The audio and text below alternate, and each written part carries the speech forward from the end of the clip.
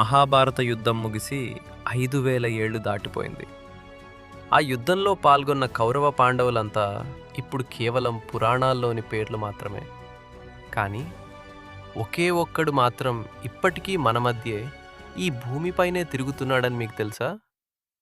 ద్రోణాచార్యుడు కుమారుడు, కృష్ణుడి శాపానికి గురైన ఆ రాక్షస యోధుడు అశ్వత్థామ.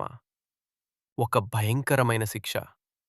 పాండవుల వంశాన్ని అంతం చేయడానికి అశ్వత్థామ బ్రహ్మాస్త్రాన్ని ప్రయోగించగా ఆగ్రహించిన శ్రీకృష్ణుడు అతన్ని శపించాడు. ఈ ప్రపంచం అంతమయ్యే వరకు నువ్వు చావు కోసం వెతుకుతూ నుదుటిపై మానని గాయంతో ఒంటరిగా అడవుల్లో తిరుగుతావు అని శాసించాడు. అప్పట్నుండి అశ్వత్థామ చావులేని స్థితిలో నరకాన్ని అనుభవిస్తున్నాడని మన పురాణాలు చెప్తున్నాయి.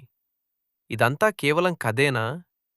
కాదు అని చెప్పడానికి కొన్ని వింత సంఘటనలున్నాయి.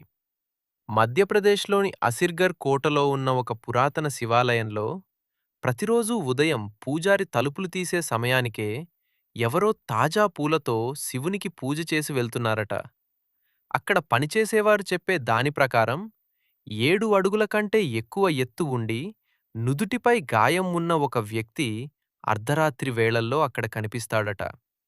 కొందరు వైద్యులు కూడా ఒక వింత వ్యక్తి వచ్చి ఎంతకూ మానని తన నుదుటి గాయానికి మందు అడిగారని ఇప్పటికీ చెప్తుంటారు. ఒక మనిషి 5000 ఏళ్లు జీవించడం సాధ్యమేనా? అది అతీంద్రియ శక్తా? లేక మనిషికింకా తెలియని ఏదైనా జీవరహస్యమా? ఉత్తర భారతం నుంచి హిమాలయాల వరకు అశ్వత్థామను చూశామని చెప్పే వేల కథలు మనల్ని ఆశ్చర్యానికి గురిచేస్తూనే ఉన్నాయి. మరి అశ్వత్థామ నిజంగానే మన మధ్య ఉన్నాడని మీరు నమ్ముతున్నారా? మీ అభిప్రాయాన్ని కామెంట్ చేయండి. ఇలాంటి మరిన్ని మిస్టరీల కోసం ఈ వీడియోని లైక్ చేసి సబ్స్క్రైబ్ చేసుకోండి.